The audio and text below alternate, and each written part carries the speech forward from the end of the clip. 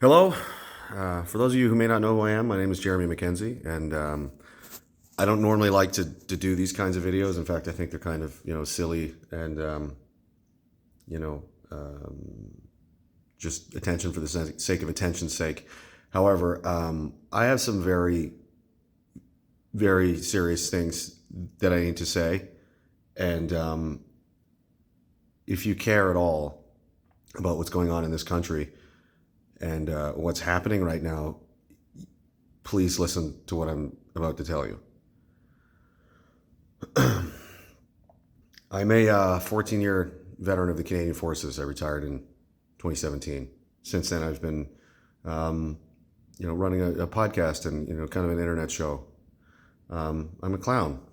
I'm a comedian. I like to make people laugh, as many of you have probably noticed over the years if you follow any of my content. But if you don't, maybe more recently you've heard of me through the news or through the House of Commons debates, or now that has made its way up to the Senate chamber, where they are debating on the future of this country in a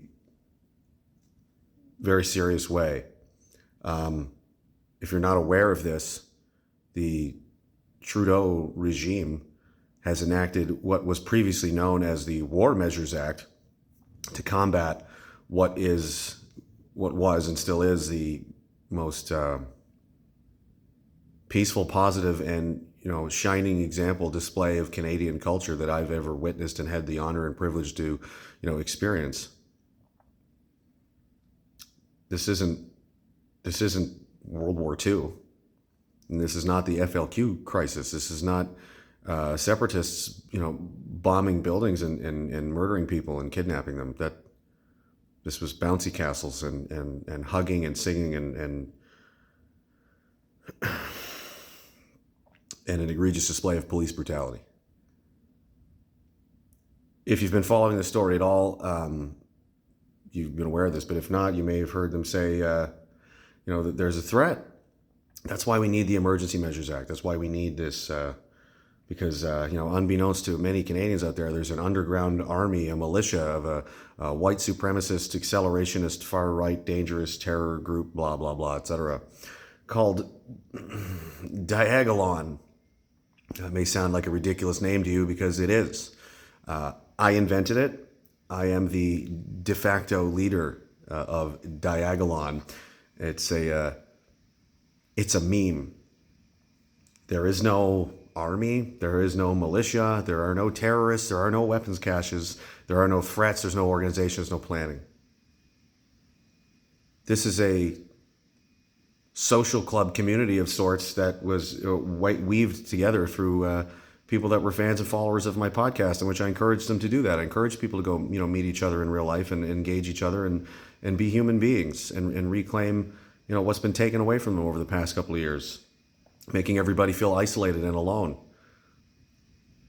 And apparently that makes me a terrorist now.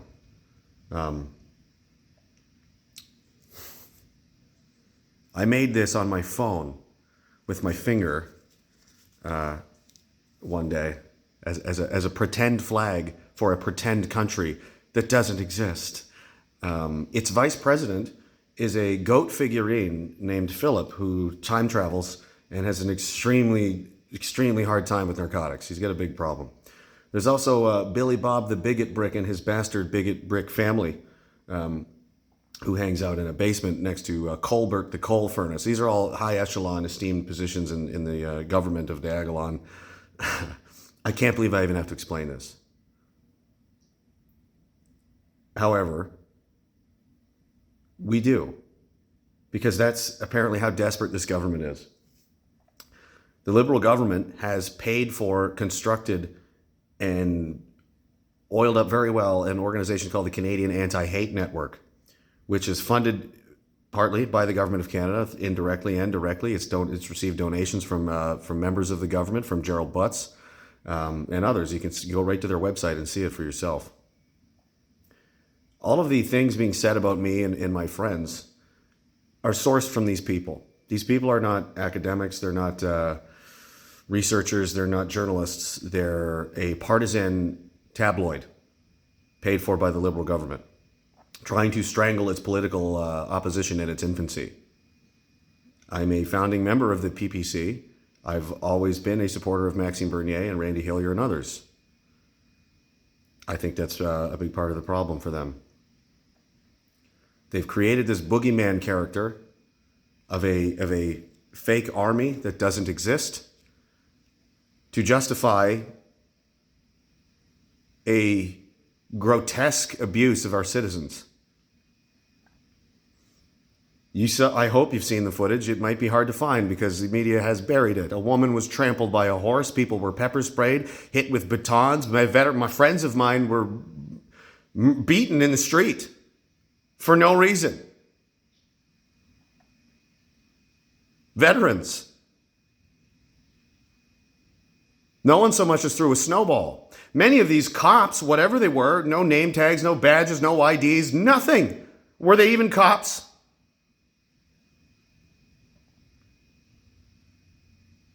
And now they want a permanent emergency. You think it's going to be 2 weeks? It's just 2 weeks till we flatten the emergency, guys. You want to give these people this kind of power? It's insane. And their justification, and if you don't believe me, I've uploaded some of it now. You can go watch for yourself. Go watch the Senate hearings. They're talking about this like this is an actual threat to the country. The only country that this government feels confident enough to attack and is still, by my count, losing to is one that doesn't even exist. And it is funny, it is hilarious, and it is a joke, but the consequences are very real. And these senators believe what they're being told by these poisonous, smear merchants. Now, it's saying it's coming from a professor of this university, and it's a researcher at this organization. Their source material is always the same, and it always comes back to the Canadian Anti-Hate Network, which is made up of liars and schemers and snakes. Bernie Farber was already caught in a hate hoax. He tried to pretend that an anti-Semitic flyer posted in Florida was done by the truckers here in Ottawa.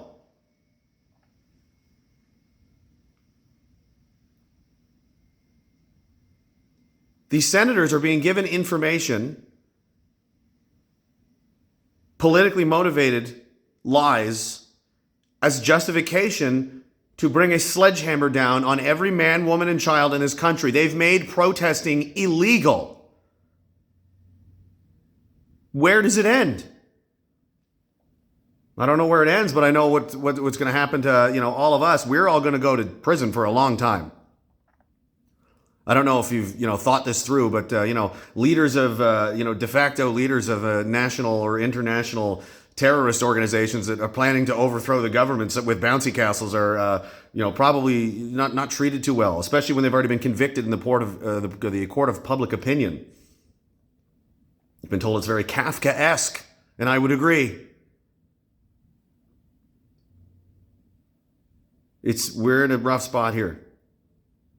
This country's completely gone off the rails. The media is not asking questions. Nobody is doing their job anymore. So I'm doing all that I can do. I've explained this in detail. I've written a letter to every single senator in this country. It's in their possession now, along with some links, and you can go see for yourself. And I'm going to post it in its entirety after I'm done uploading this.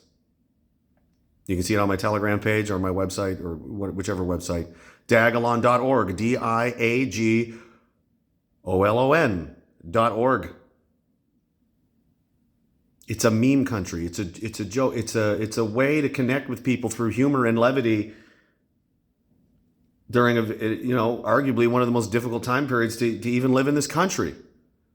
And these psychopaths are trying to use that as a way to smear everyone else and make themselves the victims. Do you think really Justin Trudeau, the Liberal government, are they victims? Victims of what? Victims of honking. They wanted violence, they didn't get any, so they imposed it themselves and ruthlessly beat their own people in the street and then have the audacity to act as though they are under attack and need a permanent emergency because of this, because of a joke.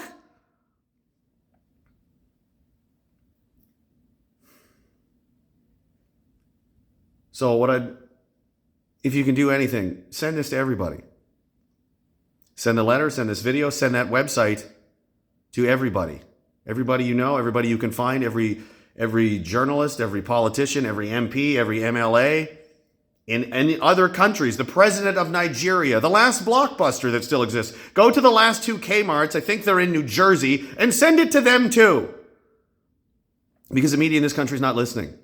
And they don't want to listen. And they're going to sit there and twiddle their thumbs as unlimited extreme power is granted to the worst people to ever run this country, and there's not going to be any stopping them. It'll never end. The emergency will never end. Because the emergency is political dissent. It's dissenting citizens.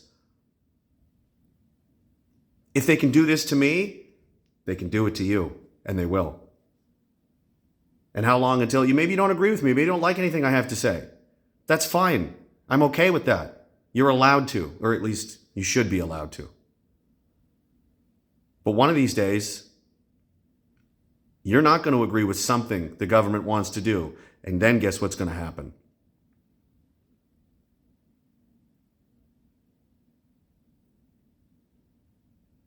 I don't really know what else to say, except that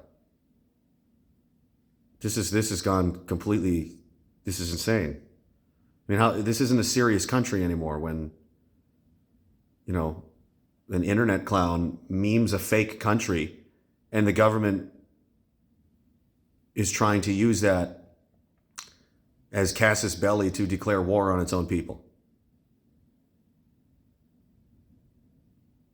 We need to pay attention, and we need to do something about this before it's too late, because if they pass this, that's it. And they'll extend it, and they'll extend it, and they'll extend it.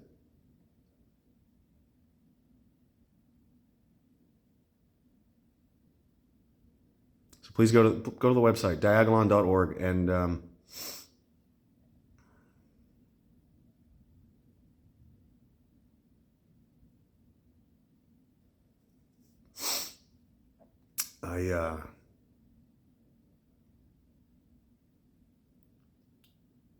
I just wanted to tell the truth, and I just wanted to help people. I just wanted to make them laugh and make them feel like they weren't alone and that they had somebody that they could talk to, that's all. And if that makes me a terrorist,